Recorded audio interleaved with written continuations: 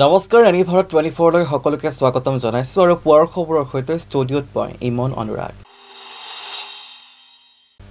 আজি চতুৰ্থখন পূৰ্ণাংগ বাজেট উত্থাপনৰ বাবে সাজু হৈছে হিমন্ত চৰকাৰ।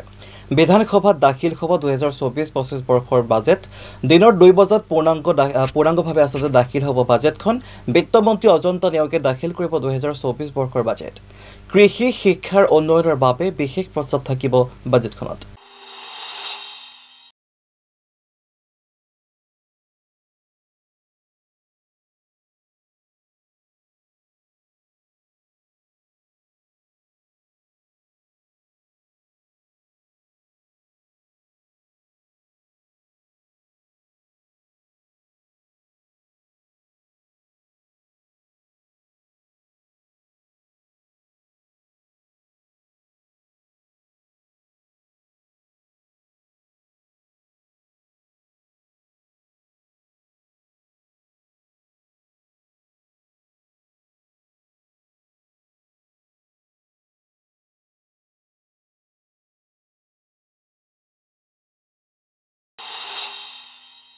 আজিৰ পৰা উচ্চতৰ মাধ্যমিকৰ চূড়ান্ত পৰীক্ষা আৰু পৰীক্ষাত অৱতীৰ্ণ হ'ব 2,80,216 গৰাকী পৰীক্ষাৰ্থী। কলা শাখাত অৱতীৰ্ণ হ'ব 2,06,305 গৰাকী পৰীক্ষাৰ্থী। শিক্ষা সংসদৰ দ্বাৰা অন্তিমবাৰলৈ আয়োজিত হৈছে চূড়ান্ত পৰীক্ষা। প্ৰতিটো পৰীক্ষা কেন্দ্ৰত চোকা নজৰ শিক্ষা সংসদৰ। পৰীক্ষাক লৈ ইতিমধ্যে শিক্ষা বিভাগে জাৰি কৰিছে বিশেষ নিৰ্দেশনা। পৰীক্ষাৰ অজুহাতত শিক্ষক বিৰত থাকিব নোৱাৰিব শৈক্ষিক কামৰ পৰা আৰু পৰীক্ষাৰ ডিউটি নাথাকিলে নিয়োজিত হৈ থাকিব লাগিব শৈক্ষিক কামত। আজিৰ পৰা উচ্চতৰ মাধ্যমিকৰ চূড়ান্ত পৰীক্ষাত অৱতীৰ্ণ হ'ব 2,80,216 গৰাকী পৰীক্ষাৰ্থী। কলা শাখাত অৱতীৰ্ণ হৈছে 2,06,305 গৰাকীকৈ পৰীক্ষাৰ্থী আৰু শিক্ষা সংসদৰ দ্বাৰা অন্তিমবাৰলৈ আয়োজিত হৈছে চূড়ান্ত পৰীক্ষা। প্ৰতিটো পৰীক্ষা কেন্দ্ৰত চোকা নজৰ শিক্ষা সংসদৰ। পৰীক্ষাক লৈ ইতিমধ্যে শিক্ষা বিভাগে জাৰি কৰিছে বিশেষ নিৰ্দেশনা। পৰীক্ষাৰ অজুহাতত শিক্ষক বিৰত থাকিব নোৱাৰিব শৈক্ষিক কামৰ পৰা। পৰীক্ষাৰ দায়িত্ব নাথাকিলে নিয়োজিত হৈ থাকিব লাগিব শৈক্ষিক কামত। পুনৰবাৰ জনাইছোঁ, আজিৰ পৰা উচ্চতৰ মাধ্যমিকৰ চূড়ান্ত পৰীক্ষা অনুষ্ঠিত হৈছে আৰু ৰাজ্যৰ 2,80,216 গৰাকী পৰীক্ষাৰ্থী অৱতীৰ্ণ হৈছে চূড়ান্ত পৰীক্ষাত। আৰু এইবাৰ শিক্ষা সংসদৰ দ্বাৰা অন্তিমবাৰৰ বাবে আয়োজিত হৈছে এই উচ্চতৰ মাধ্যমিকৰ চূড়ান্ত পৰীক্ষা। কলা শাখাত অৱতীৰ্ণ হৈছে 2,06,305 গৰাকী পৰীক্ষাৰ্থী আৰু প্ৰতিটো পৰীক্ষা কেন্দ্ৰত চোকা নজৰ ৰাখিছে শিক্ষা সংসদে। পৰীক্ষাক লৈ ইতিমধ্যে শিক্ষা বিভাগে জাৰি কৰিছে বিশেষ নিৰ্দেশনা। পৰীক্ষাৰ অজুহাতত শিক্ষক বিৰত থাকিব নোৱাৰিব শৈক্ষিক কামৰ পৰা আৰু পৰীক্ষাৰ দায়িত্ব নাথাকিলে নিয়োজিত হৈ থাকিব লাগিব শৈক্ষিক কামত। পৰৱৰ্তী সময়ত সবিশেষ জনাই যাম। চাই থাকিব এনি ভাৰত 24। এবাৰে আজি গ্ৰেপ্তাৰ হ'ব পাৰে এপিচিচিৰ সভাপতি ভূপেন বৰা। আজি যোৰহাটৰ সদৰ থানাত হাজিৰ হ'ব লাগিব ভূপেন বৰা। গ্ৰেপ্তাৰ কৰিলে আন্দোলনৰ বাবে সাজু প্ৰদেশ কংগ্ৰেছ। তাৎক্ষণিকভাৱে জেল ভৰো কাৰ্যসূচী গ্ৰহণৰ আহ্বান প্ৰদেশ কংগ্ৰেছৰ। সকলো জিলা আৰু ব্লক কংগ্ৰেছ কমিটিলৈ নিৰ্দেশনা জাৰি কৰা হৈছে আৰু জিলা ব্লক কংগ্ৰেছৰ সকলো নেতাকৰ্মীলৈ আহ্বান প্ৰদেশ কংগ্ৰেছৰ। ভাৰত জোড়ো ন্যায় যাত্ৰাত পথ সলনিৰ গোচৰত আৰক্ষীয়ে চলাব জেৰা। আজি গ্ৰেপ্তাৰ হ'ব পাৰে এপিচিচিৰ সভাপতি ভূপেন বৰা। আজি যোৰহাটৰ সদৰ থানাত হাজিৰ হ'ব লাগিব ভূপেন বৰা। গ্ৰেপ্তাৰ কৰিলে আন্দোলনৰ বাবে সাজু প্ৰদেশ কংগ্ৰেছ। তাৎক্ষণিকভাৱে জেল ভৰো কাৰ্যসূচী গ্ৰহণৰ আহ্বান প্ৰদেশ কংগ্ৰেছৰ। সকলো জিলা আৰু ব্লক কংগ্ৰেছ কমিটিলৈ নিৰ্দেশনা জাৰি কৰা হৈছে। জিলা ব্লক কংগ্ৰেছৰ সকলো নেতা কৰ্মীলৈ আহ্বান প্ৰদেশ কংগ্ৰেছৰ। ভাৰত জোড়ো ন্যায় যাত্ৰাত পথ সলনিৰ গোচৰত আৰক্ষীয়ে চলাব জেৰা। পুনৰবাৰ জনাইছোঁ, আজি এপিচিচিৰ সভাপতি ভূপেন বৰা গ্ৰেপ্তাৰ হোৱাৰ পূৰ্ণ সম্ভাৱনা আছে। আজি যোৰহাট সদৰ থানাত হাজিৰ হ'ব লাগিব এপিচিচিৰ সভাপতি ভূপেন বৰা আৰু গ্ৰেপ্তাৰ কৰিলে আচলতে আন্দোলনৰ বাবে সাজু হৈ উঠিছে এতিয়া প্ৰদেশ কংগ্ৰেছ। তাৎক্ষণিকভাৱে জেল ভৰো কাৰ্যসূচী গ্ৰহণৰ আহ্বান প্ৰদেশ কংগ্ৰেছৰ। সকলো জিলা আৰু ব্লক কংগ্ৰেছ কমিটিলৈ নিৰ্দেশনা জাৰি কৰা হৈছে ইতিমধ্যে আৰু জিলা ব্লক কংগ্ৰেছৰ সকলো নেতা কৰ্মীলৈ আহ্বান জনাইছে প্ৰদেশ কংগ্ৰেছে। ভাৰত জোড়ো ন্যায় যাত্ৰাত পথ সলনিৰ গোচৰত আৰক্ষীয়ে চলাব জেৰা। সবিশেষ জনাই যেন পৰৱৰ্তী সময়ত চাই থাকিব এনি ভাৰত 24। এবাৰে নিশা মহানগৰীত ভয়ংকৰ ঘটনা। গণেশগুৰিৰ উৰণ সেতুৰ ওপৰত এগৰাকী মহিলাক বাইকৰ পৰা পেলাই থৈ যোৱাৰ সন্দেহ। গুৰুতৰভাৱে আহত হৈছে মহিলাগৰাকী আৰু এতিয়াও চিনাক্ত হোৱা নাই মহিলাগৰাকীৰ পৰিচয়। নিশা মহানগৰীত ভয়ংকৰ ঘটনা। গণেশগুৰি উৰণ সেতুৰ ওপৰত এগৰাকী মহিলাক বাইকৰ পৰা পেলাই থৈ যোৱাৰ সন্দেহ। গুৰুতৰভাৱে আহত মহিলাগৰাকী এতিয়াও চিনাক্ত হোৱা নাই মহিলাগৰাকীৰ পৰিচয় পুনৰবাৰ জনাইছো নিশা মহানগৰীত ভয়ংকৰ ঘটনা গণেশগুৰিৰ উড়ন সেতুৰ ওপৰত এগৰাকী মহিলাক বাইকৰ পৰা পেলাই থৈ যোৱাৰ সন্দেহ গুৰুতৰভাৱে আহত মহিলাগৰাকী এতিয়াও চিনাক্ত হোৱা নাই মহিলাগৰাকীৰ পৰিচয় পুৱাৰ খবৰৰ মাজতে খন্তেক সময়ৰ বাবে লৈছো বাণিজ্যিক বিৰতি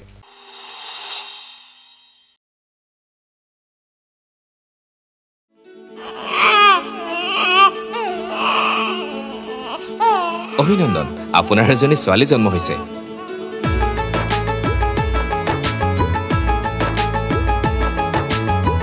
লাহি পাহি এজনী পৰি আহিলে ঘৰখন উজলি বেটি বচাও বেটি পঢ়াও বেটি বচাও বেটি পঢ়াও বেটি বচাও বেটি পঢ়াও বিৰতিৰ পিছত পুনৰ উভতি আহিছো পুৱাৰ খবৰৰ মাজলৈ আগবঢ়াইছো পৰৱৰ্তী বাতৰি এক ভয়ংকৰ পথ দুৰ্ঘটনাই জোকাৰি গ'ল শিৱসাগৰ নিশা শিৱসাগৰ জিলাৰ গৌৰীসাগৰ থানাৰ অন্তৰ্গত দিখমুখ বৰালি মিটং নকাটনি ভয়ংকৰ পথ দুৰ্ঘটনা সংঘটিত হয় দুৰ্ঘটনাটোত নিহত হৈ এজন বাইক আৰোহী AS04AD3806 নম্বৰৰ বাইকখন আৰু AS04AC9948 নম্বৰৰ ডাম্পাৰৰ মুখামুখি সংঘৰ্ষৰ ফলত সংঘটিত হৈছে এই ভয়ংকৰ দুৰ্ঘটনাটো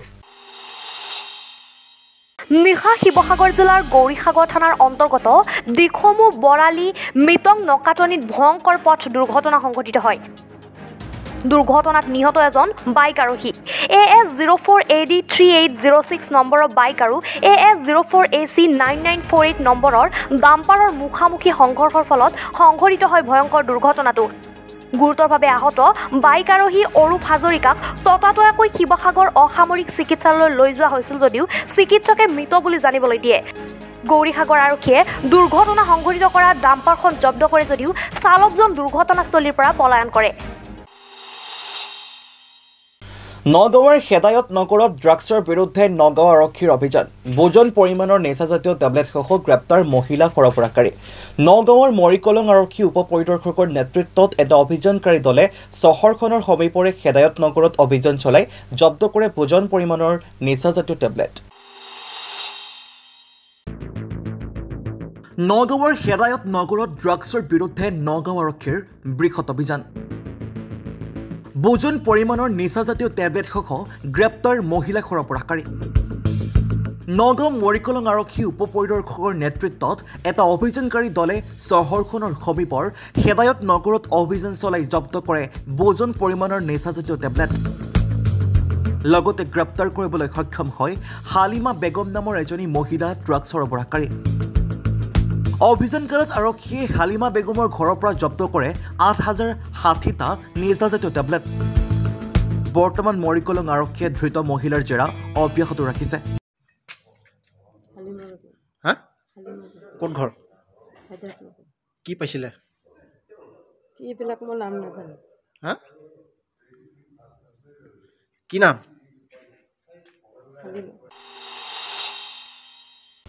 এবাৰে আলিয়াইল ৰিগাঙলৈ মাজত মাত্ৰ কেইটামান দিন বাকী ব্যস্ততা বাঢ়িছে মিচিং জনগোষ্ঠীয় লোকসকলৰ মাজত সকলো ব্যস্ত এতিয়া আলিয়াইল ৰিগাঙক আদৰাৰ বাবে কামৰ ব্যস্ততাৰ মাজতে অনিতমৰ সুৰত তালে তালে নাচিছে ডেকা গাভৰুৱে আগবঢ়াইছো এই সন্দৰ্ভত এক বিশেষ প্ৰতিবেদন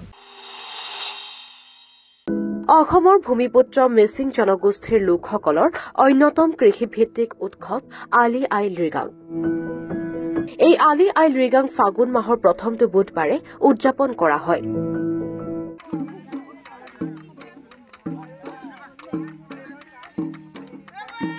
এই আলি আইল ৰিগাং উৎসৱলৈ মাজত মাত্ৰ আৰু 2টা দিন বাকী অসমৰ বিভিন্ন প্ৰান্তৰ লগতে আমগুৰিৰ লাহদৈগড় মিচিং গাঁৱতো আলি আইল ৰিগাং উৎসৱক লৈ মিচিং ডেকা গাভৰুৰ মাজত এতিয়া ব্যাপক উৎসাহ উদ্দীপনা দেখিবলৈ পোৱা গৈছে গুমৰাগৰ নৃত্য আৰু ঐনিতমৰ সুমধুৰ ছন্দত মিচিং ডেকা গাভৰুৱে হেঁপাহ পলুৱাই নাচিছে বসন্তৰ আগমনৰ লগে লগে ফাগুন মাহত মিচিং জনগোষ্ঠীয়ে পালন কৰা এই উৎসৱত আনন্দৰ জোৱাৰ উঠিছে আমগুৰিৰ লাহদৈগড় মিচিং জনগোষ্ঠীৰ লোকসকলৰ আলি আই লৃগাঙৰ বাবে ব্যাপক উৎসাহ উদ্দীপনাৰ প্ৰস্তুতি সম্পূৰ্ণ কৰি তুলিছে আলি আই লৃগাঙত অতিথিক আপ্যায়নৰ কাৰণে 2টা গাহৰি আৰু 3 কুইণ্টেল পৰ আপং চাইমত সাজু কৰি তুলিছে বুলি তেওঁলোকে জনাইছে বেছি দিন নাই সঁচাকৈ আজি আমাৰ বুধবাৰলৈ আৰু 3-4টা দিনমান বাকী আছে এই আলি আই লৃগাংটো আমাৰ মিচিঙৰ পৰম্পৰাগত উৎসৱ এটা আমাৰ মিচিং সমাজৰ হেতু হৈছে আমাৰ কৃষি ভিত্তিত কৰা হয় এটো আমাৰ কৃষি উৎসৱ বুলিও ক'ব পাৰি আলি আই লৃগাঙৰ অৰ্থটো হৈছে এটা আমাৰ আলি মানে হ'ল শস্য লৃগাং মানে হ'ল আপোনালোকৰ আমাৰ হিচা সেই দিনাৰ পৰা আমি যিটো ফাগুনৰ প্ৰথম বুধবাৰ দিনা আমাৰ ইংৰাজী হ'ব 14 ফেব্ৰুৱাৰী হ'ব আৰু বুধবাৰ পৰিছে এই বুধবাৰ দিনাখনে আমাৰ আৰম্ভণি হ'ব এই আৰম্ভণিৰ কাৰণে আমি আজি এইখিনি আমি প্ৰস্তুতি কৰিছোঁ আৰু আমাৰ এই আপোনালোকে দেখি পাইছে এই যে ঘৰ এটা দেখিছে এই ঘৰটো হৈছে মোৰং ঘৰ বুলি কয় ইয়াৰ তাৎপৰ্য হৈছে কি ইয়াৰ তাৎপৰ্যটো হৈছে আমাৰ যিসকল বুঢ়া মেঠাসকল আলি আই লৃগাঙৰ যিটো উদযাপন কৰি তাত মানে থাকিব তাত থাকি বুঢ়াসকলক তাত সন্মান যাচি পেলাই তাত মানে তেওঁলোকক ৰন্ধা বঢ়া ইত্যাদি কৰি যিসকল ৰান্ধনীসকল প্ৰথমতে তেওঁলোকক হেৰি জনাই সন্মান জনাই তেওঁলোকক খাবলৈ দিব তাৰপাছত ৰাইজক সকলোকো খুৱাব সেইখিনি কৰিব আৰু আলি আই লৃগাঙৰ প্ৰথম দিনা আমি ৰাতিপুৱা 8টামান বজাত এই পথাৰত ইয়াতে আছে অকণমান মই কেমেৰামেনক এইফালে দেখুৱাবলৈ ক'ম এইফালে আইসকল বহি আছে তাতে আমি হাল কোৰ মাৰি পেলাই ধুনীয়াকৈ শস্য তাত সিঁচিম আৰু সেই বুধবাৰ দিনাৰ পৰা আমাৰ আলি আই লৃগাঙৰ বুধবাৰ দিনাৰ পৰাই আমাৰ আৰম্ভণিটো শস্য ৰোপণৰ মিচিংসকলৰ মানে আৰম্ভণি হ'ব এতিয়া আগবাঢ়িছোঁ আজিৰ পুৱাৰ খবৰৰ অন্তিমটো বাতৰি পৃথিৱীৰ আটাইতকৈ ডাঙৰ আবক্ষীয় মূৰ্তি 112 ফুট ওখ আৰু 500 টন ওজন মূৰ্তিটোৰ হিন্দু দেৱতা শিৱক দেখুওৱা পৃথিৱীৰ আটাইতকৈ ডাঙৰ আবক্ষীয় মূৰ্তিটোৱে হ'ল আদি যোগী ক'ত আছে বিশেষ মূৰ্তিটো চাউথ আমাৰ এক বিশেষ প্ৰতিবেদন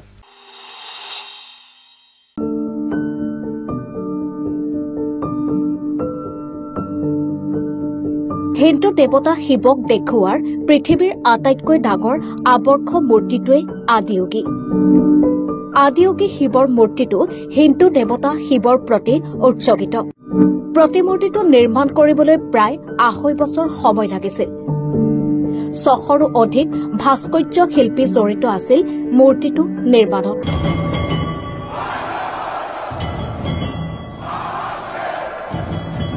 মূৰ্তিটো 2.5 বছৰ ৰখাৰ পাছত ডিজাইন কৰা হৈছিল আৰু মূৰ্তিটো মুখখন ধাতুৰ সৰু সৰু টুকুৰাৰে গঠিত আছিল এই মন্দিৰটো তামিলনাডুৰ কম্বাইটুৰত অৱস্থিত যোগীৰ জৰিয়তে মানুহক আভ্যন্তৰীণ সুস্থতাৰ প্ৰতি অনুপ্ৰাণিত কৰিবলৈ এই প্ৰতিমূৰ্তিটো প্ৰতিষ্ঠা কৰা হৈছিল 2017 চনত প্ৰধানমন্ত্ৰী নৰেন্দ্ৰ মোদীয়ে উদ্বোধন কৰিছিল প্ৰতিমূৰ্তিটো সকলো সম্প্ৰদায় আৰু ধৰ্মৰ লোক যাব পাৰে মন্দিৰটোলৈ আদিয়োগী শিৱৰ মূৰ্তিটোৰ তলত সুন্দৰ উপাসনা স্থান দেখিবলৈ পোৱা যায় য'ত ধ্যান আৰু জপ কৰিব পাৰি ঈৰ্ষা ফাউণ্ডেশ্যনৰ প্ৰতিষ্ঠাপক আৰু মুৰব্বী সদগুৰুৰ দ্বাৰা ডিজাইন কৰা হৈছিল এই আবক্ষ মূৰ্তিটো ভাৰতীয় পৰ্যটন মন্ত্ৰালয়ে ইয়াৰ আনুষ্ঠানিক ইনক্ৰেডিবল ইণ্ডিয়া পৰ্যটন অভিযানত প্ৰতিমূৰ্তিটো অন্তৰ্ভুক্ত কৰিছে লগতে 2019 চনত গিনিছ ৱৰ্ল্ড ৰেকৰ্ডছে বিশ্বৰ সৰ্ববৃহৎ আবক্ষ মূৰ্তি ভাস্কৰ্য হিচাপে স্বীকৃতি দিছে তাতে ভাৰতৰ ৰাষ্ট্ৰপতি ৰামনাথ কোবিন্দে শিৱক যোগী হিচাপে লৈ এটা লাইট এণ্ড সাউণ্ড শ্ব'ৰ উদ্বোধন কৰিছিল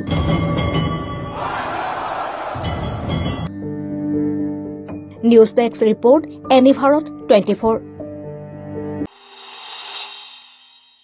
ইয়াৰ লগে লগে পুৱাৰ খবৰৰ পৰা মই ইমন অনুৰাগে বিদায় লৈছো অধিক বাবতৰিৰ বাবে চাই থাকিব এনি ভাৰত 24 ধন্যবাদ